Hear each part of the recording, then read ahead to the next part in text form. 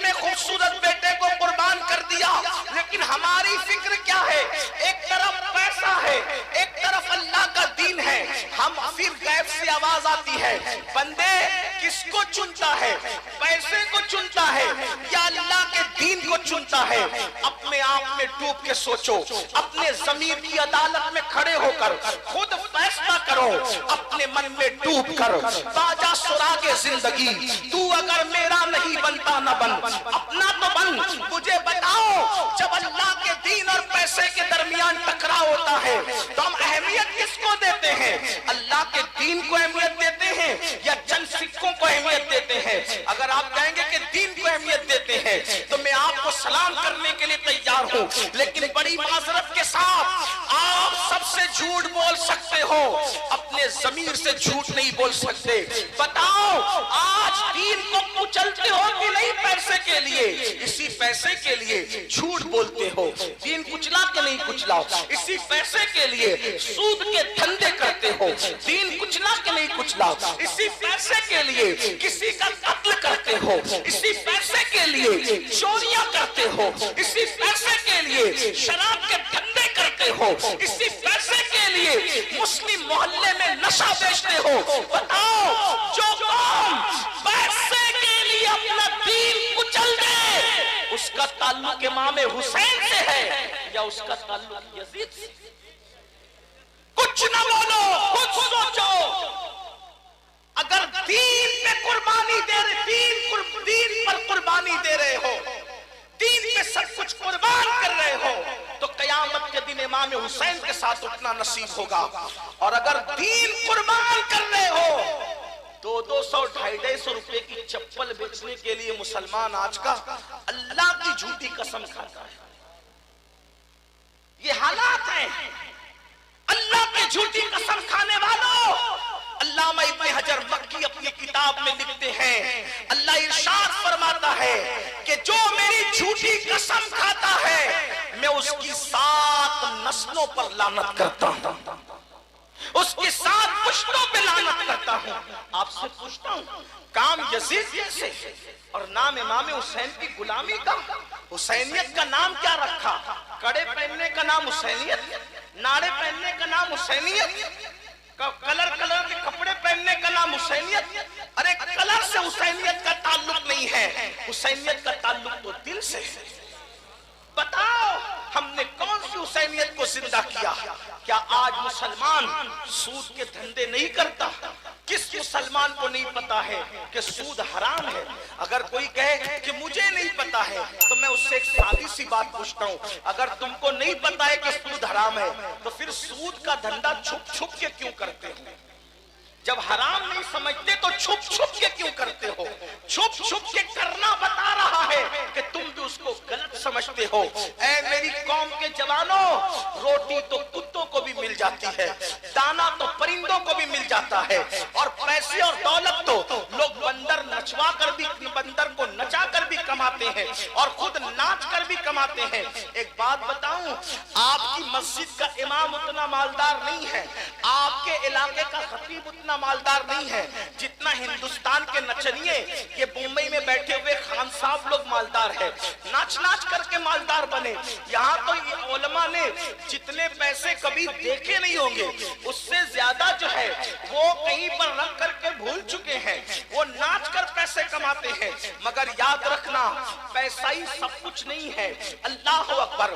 نمرود کے پاس دولت تھی، قارون کے پاس دولت تھی، فرعون کے پاس دولت تھی، لیکن موسیٰ کے پاس اللہ کی رضا تھی. ابراہیم کے پاس اللہ کی رضا تھی. اللہ کے نبیوں کے پاس اللہ کی رضا تھی.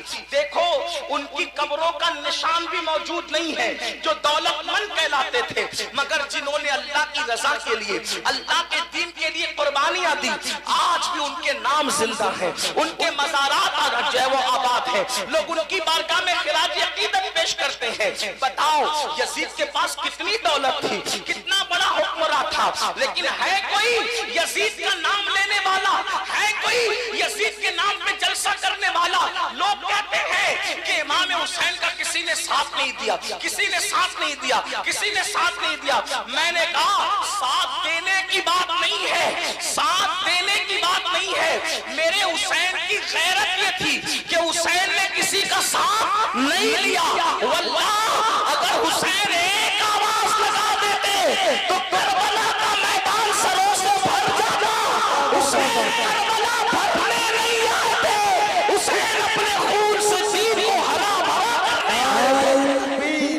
اگر کسی کو یقین نہیں آتا تو ایک بات کہتا ہوں, ارے اتنے چھوٹے سے گاؤں میں جب حسین کے نام پر بلایا جاتا ہے تو بیٹھنے کو جگہ نہیں ملتی. حسین کے نام پہ بلایا جائے تو بیٹھنے کو جگہ نہیں ملتی. اگر حسین خود بلانا ہے کربلا میں تو عالم کیا ہوتا, عالم کیا ہوتا. اسی مجمع کو دیکھ کر کتنا چھوٹا سا دیہات, چھوٹا سا گاؤں, آپ اندازہ کریں, مگر امام حسین کربلا میں کرامت دکھانے نہیں, اللہ کا دین بچانے آئے. اور امام حسین نے بتایا کہ دین کی اہمیت کیا ہے. آج ہمارے نزدیک دین کی اہمیت کیا ہے. آپ کو ایک بات بتاؤں, امام علی مقام علی جدی علیہ السلام کی جب شہادت ہوگی, امام شہید ہو, آپ نے جام شہادت نوش فرما لیا, آپ کا گلا کاٹ دیا گیا,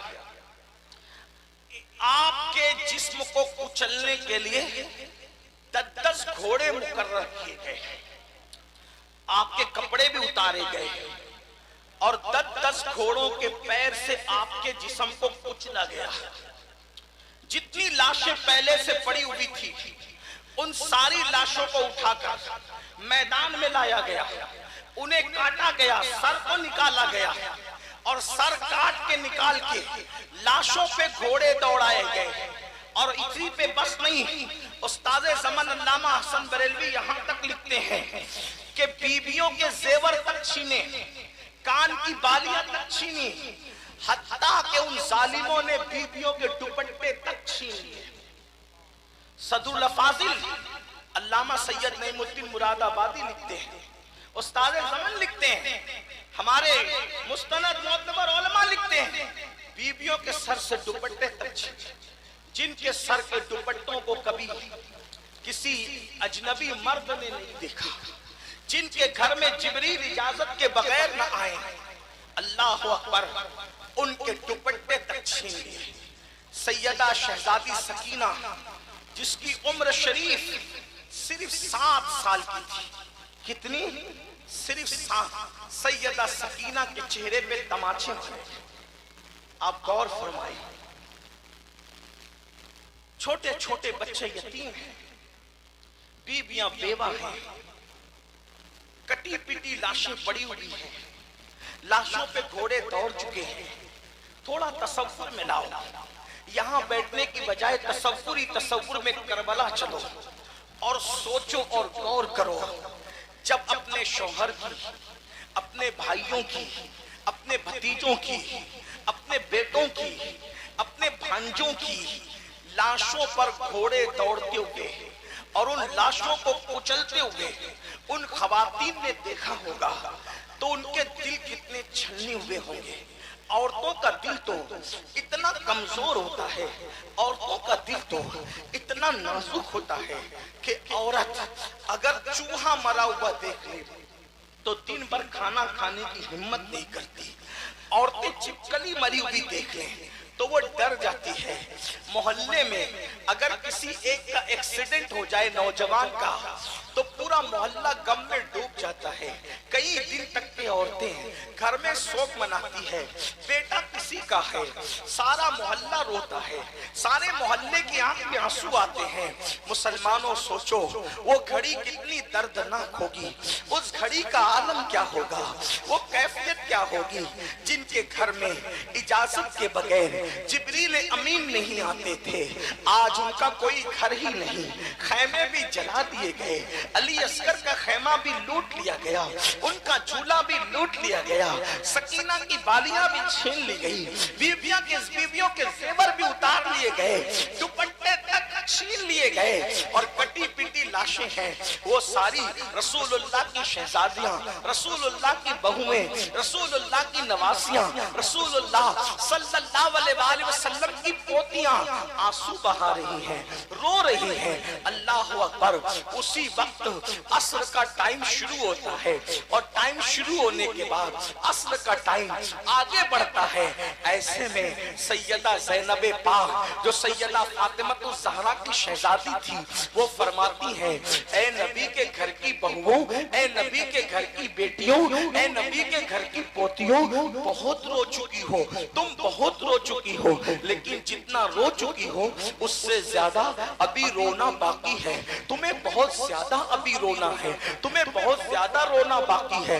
जितना रो चुकी हो उससे ज्यादा रोना बाकी है। लेकिन याद रखो, असर का वक्त जाने के करीब है, असर का वक्त चला न जाए। उठो, पहले नमाज असर पढ़ो, अब भी तुम पर नमाज मुआफ नहीं है, नमाज असर अदा करो। इसलिए कि नाना जान का फरमान है कि जिसने जानबूझकर असर की नमाज छोड़ दी, अल्लाह उसके अमाल को बर्बाद कर देता है, अल्लाह उसके अमाल को ज़ाय कर देता है। मुसलमानों, करबला की तारीख गवाह है, उन खवातीन ने उसी कटी पिटी लाशों के माहौल में, उसी सुहाग उजड़ते हुए माहौल में, उसी गोदियों को सुनी होते हुए माहौल में सारे गमों को भुला करके नमाज असर अदा की। उस वक्त भी उन्होंने नमाज तर्क नहीं की। अब आपसे पूछता हूँ, 72 लाशें कटे पिटे पड़े हुए हैं, 6 महीने का नन्हा सा बच्चा भी शहीद हो गया है, फिर भी उन्होंने नमाज नहीं छोड़ी। और हम लोग आशूरा के दिन भी नमाज छोड़ते हैं, हम लोग आशूरा की फज्र में भी सोते हुए पड़े रहते हैं, हम तो शादियों में भी नमाज छोड़ते हैं। उन्होंने शहादत के माहौल में भी नमाज को तर्क नहीं किया और हम शादियों के माहौल में भी नमाज छोड़ दें। जब नमाज के लिए कहा जाता है, लोग कितनी आसानी से कह देते हैं, मौलाना मैं पाक नहीं हूँ इसलिए नमाज नहीं पढ़ता, मौलाना मुझे टाइम नहीं मिलता इसलिए मैं नमाज नहीं पढ़ता। अब पूछना चाहता हूँ, इमाम हुसैन तो सजदे में सर कटाए, इमाम हुसैन के घर की खवातीन 72 कटी पिटी लाशों के माहौल में नमाज पढ़े और हम लोग नमाज छोड़े, तो बताओ यजीद के साथ खड़े हो या इमाम हुसैन के साथ खड़े हो? सच बोलना, गौर करना, जन्नती जवानों के सरदार के साथ खड़े हो या उस पलीद और लईन यजीद के साथ खड़े हो, उस जहन्नम के कुत्ते के साथ खड़े हो? मुसलमानों कहाँ हो तुम, मुसलमानों कहाँ हो तुम? याद रखना, अगर आज सच्चे हुसैनी न बने तो कयामत के दिन यजीद के साथ उठने के लिए तैयार हो जाओ। बड़ी माजरत के साथ चंद गरम शरबत और चंद देगे खिचड़े की हमें हुसैनियत पर नहीं ला सकती जब तक के हम किरदार के एतबार से दीनदार न बन जाए, शरीयत के पाबंद न बन जाए। मुझे बताओ, अल्लाह अकबर, चेहरे से दाढ़ियां मुड़ाकर गटरों में फिकवाते हो, यही हुसैनियत है? अल्लाह अकबर। यजीद दीन पामाल कर रहा था, हुसैन पाक तो दीन बचाने गए थे और हमारे पास दीन कहाँ महफूज है? आज हर बंदा नारा लगाता है दीन बचाओ, दीन बचाओ, और इस्लाम का परचम पूरी दुनिया में लहरा देंगे। आपसे कहता हूँ, दुनिया में परचम लहराने की ना अपनी औकात है ना अपनी हैसियत है। हर आदमी अपने घर का बादशाह है, हर आदमी अपने घर का बादशाह है। मुसलमानों, तुम अपने घर के बादशाह हो, अपने घर ही में दीन का परचम लहरा दो, पूरी दुनिया में दीन का परचम खुद ब खुद लहर जाएगा।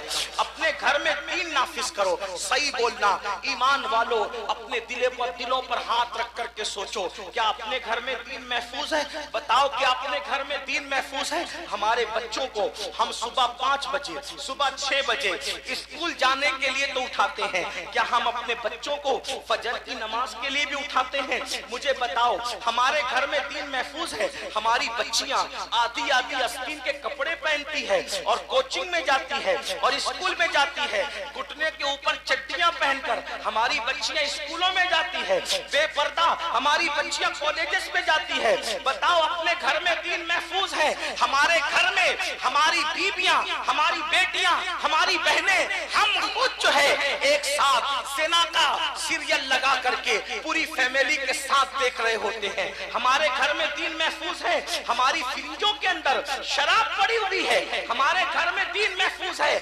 जो कौम अपने दीन को अपने घर में महफूज کر سکے وہ قوم اسلام کا پرچم دنیا پہ کیا لہرائے گی؟ یاد رکھنا، جو اپنے گھر میں دین قائم نہ کر سکے وہ دنیا میں کبھی دین قائم نہیں کر سکتا، وہ دین بچانے کے لیے کبھی آگے نہیں بڑھ سکتا۔ کھوکھلے نعرے، نقلی میمورنڈم اور احتجاجی دھرنے کبھی دین کا بھلا نہیں کر سکتے جب تک کہ ہم خود دین پر عمل نہ کریں۔ ایک بات آپ کو بتاؤں، امام حسین نے دین بچایا، لیکن امام حسین کی پرسنل لائف اٹھا کر کے دیکھو، ان کی زندگی، نجی زندگی پڑھ کے دیکھو، جو دین بچانے نکلا تھا اس کا دین پر عمل کتنا تھا۔ آج ہم امام حسین کی بات کرتے ہیں، حسین وفا کی آخری منزل کا نام ہے، حسین وفا کی آخری منزل کا نام ہے، حسین مجسم عشق کا نام ہے، حسین دین کے تحفظ کا نام ہے، حسین دین کی بقا کا نام ہے، حسین وعدوں کے تحفظ کا نام ہے، حسین رشتوں کی عہد وفا کی تجدید کا نام ہے، حسین سب لٹا کر کے دین بچانے والے کا نام ہے۔ اللہ اکبر۔ ہم امام حسین کی بات کرتے ہیں اور ماں باپ کی حق تلفی کرتے ہیں، وہاں تو سب وفا ہی وفا ہے۔ ماں باپ سے بے وفائی کر کے کوئی حسینی کیسے بن سکتا ہے؟ آپ کہیں گے حسینیت میں ماں باپ کا کیا تعلق؟ سنو کیا تعلق۔ کسی نے امام حسین سے پوچھا، حسین تم نے کبھی اپنی امی کے ساتھ ایک برتن میں بیٹھ کے کھانا نہیں کھایا؟ توجہ، غور کرنا، یہ ادب کا تصور ماں کا دنیا کا کوئی بڑے سے بڑا مفکر سوچ نہیں سکتا جو امام حسین نے کر دکھایا۔ اگر آپ کی توجہ ہے تو سنیں، امام علی مقام سے پوچھا، حسین تم کہتے ہو کہ ایک برتن میں کبھی تم نے اپنی ماں کے ساتھ کھانا نہیں کھایا، تمہاری امی تو بہت نیک تھی، تمہاری امی تو بہت نیک تھی، نیکوں کے ساتھ ایک دسترخوان پر بیٹھ کر کھانا کھانے سے مغفرت کی بشارت ہے، تمہاری امی تو بہت نیک تھی۔ جب کوئی کہتا ہے نا تمہاری امی تو بہت نیک تھی امام حسین کو، تو مجھے یہ لگتا ہے کہ مجھے تھوڑی وضاحت کرنی چاہیے۔ وضاحت کرنی چاہیے کا مطلب یہ ہے کہ کوئی یہ نہ سمجھے کہ رابعہ بصری کی طرح نیک تھی۔ ہزاروں رابعہ بصری کا تقوی سمٹ آتا ہے تو فاطمۃ الزہرا کے پلوں کا نچوڑ بنتا ہے۔ سبحان اللہ، سبحان اللہ۔ آپ یہ نہ سمجھے کہ رابعہ بصری کی طرح نیک تھی، آپ یہ نہ سمجھے کہ نفیسہ مصری کی طرح نیک تھی، آپ یہ نہ سمجھے اللہ اکبر کے کسی خاتون کو آپ لائیں تصور میں کہ اس کی طرح نیک تھی، بلکہ بات آگے بڑھ کے کہہ دوں، حضرت مریم کا تقوی اپنی جگہ ہے، لیکن فاطمۃ الزہرا کے تقوی کی مثال کسی کے پاس نہیں ہے، اس لیے کہ آقا نے ارشاد فرمایا کہ میری شہزادی فاطمہ نے اپنی عصمت کی ایسی حفاظت کی کہ اللہ نے فاطمہ کے تقوی کی برکت سے اولاد فاطمہ پر جہنم کی آگ کو حرام فرمایا۔ سبحان اللہ، سبحان اللہ۔ ایک ماں کا تقوی پوری اولاد کو جنتی بنا دیا۔ غور تو فرمائیں، ایک ماں کا تقوی پوری اولاد کو، اسی لیے اعلیٰ حضرت امام احمد رضا خان مودودی سے بریلوی فتاوی رضویہ میں لکھتے ہیں کہ جو عند اللہ سادات ہیں، علماء کی توجہ، عند اللہ کی تشریح نہیں کروں گا عوام کے سامنے، یہ صرف علماء کی بات ہے، جو عند اللہ سادات ہیں وہ کچھ بھی کریں، عند اللہ جو ہے، پہلی بات تو جو عند اللہ ہے وہ کچھ بھی نہیں کرتے کیونکہ وہ عند اللہ ہے، ہاں یہ بات خیال رکھنا۔ لیکن بہرحال امام احمد رضا تو پھر امام ہے، امام تو پھر امام ہے، وہ کہتے ہیں جو عند اللہ سادات ہیں اللہ نے ان پر جہنم کی آگ کو حرام کر دیا ہے، وہ جہنم میں کبھی جائیں گے ہی نہیں، ان کا ٹھکانہ جنت ہے، ان کا ٹھکانہ جنت ہے، وہ جنتی میں جانے والے عند اللہ جو سادات ہیں۔ اللہ اکبر۔ تو سیدہ فاطمہ کتنی نیک کہ جس کی نیکی نے پوری نسل کو جنتی بنا، ان کی پوری نسل، جس کا تقوی پوری نسل کو کفایت کرے اسے سیدہ فاطمۃ الزہرا کہتے ہیں۔ کتنی نیک تھی، کتنی نیک۔ آئیے اعلیٰ حضرت کی بات آئی تو آگے عرض کروں، اتنی نیک تھی किसी औरत की सीरत में मैंने कम से कम नहीं पढ़ा, तालिब इल्म होने की हैसियत से, इतनी नेक थी कि जिसके सर के दुपट्टे को मर्द तो मर्द है, कभी चांद और सूरज ने भी नहीं देखा। जिसके सर के दुपट्टे को, बहनों की तवज्जो चाहता हूं, बहनों की तवज्जो चाहता हूं। मेरी माएं और बहनें कनीज़े फातिमा बनने का दावा करती हैं, लेकिन वो मर्दों से खुले खुले बात भी करती हैं। सब ऐसी नहीं है, लेकिन आज औरतें आजादी चाहती और कहती हैं कि क्या होता है, अरे क्या होता है, सैयदा की जिंदगी देखो मेरी बहनों, जिसके सर के दुपट्टे को मर्द तो मर्द, कभी चांदो सूरज ने भी नहीं देखा। और ये कौन कह रहा है? बिला तहकीक जिसने पूरी जिंदगी कभी बात नहीं की, वो मुजद्दिद आज़म 14वीं सदी कह रहा है। किस लबो लहजे में कह रहे हैं? कहते जिसका आंचल न देखा महो महर ने, जिसका आंचल न देखा महो महर ने, उस रिदाए